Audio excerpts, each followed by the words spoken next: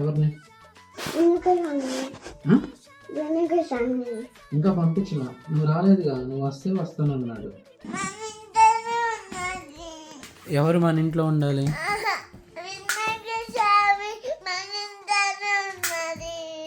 మన ఇంట్లోనే ఉండాలా? ఓ ఎందుకు మన ఇంట్లో ఉంటాడుగా, మన ఇంట్లో వేరే వినాయక స్వామి ఉంటాడు. మళ్ళీ వస్తారు నెక్స్ట్ ఇయర్.